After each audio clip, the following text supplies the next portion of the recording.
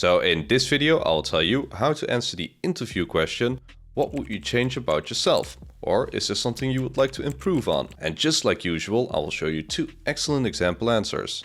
One for those with working experience and one for those without working experience.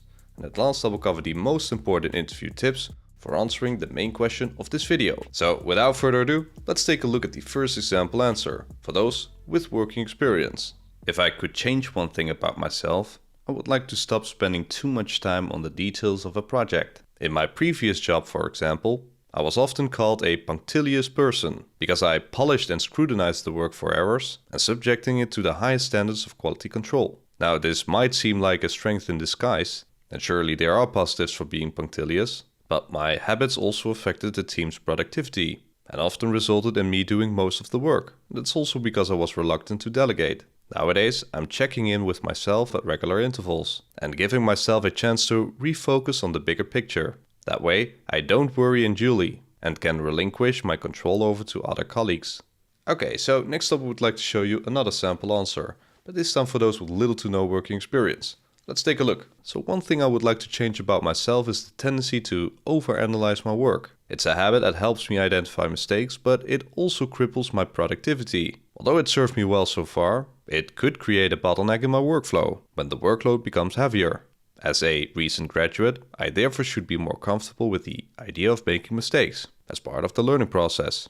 And that's why I'm currently working on curbing my overanalyzing tendencies by reading books such as Nudge: The Final Decision by Richard H. Taylor.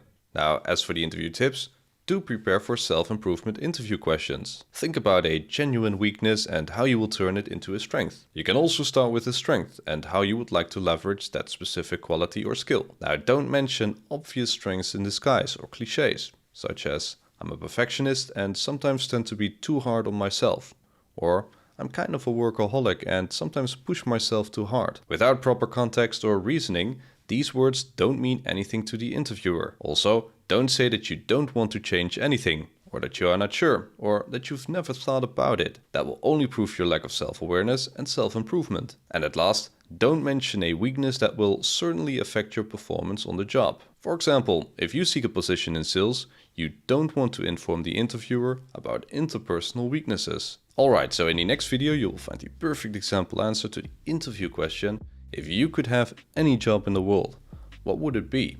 Now, if you rather have the complete overview with the top 100 interview questions and answers, then you can find the link in the description down below. Now, I hope this video was helpful, and if so, don't forget to hit the like button.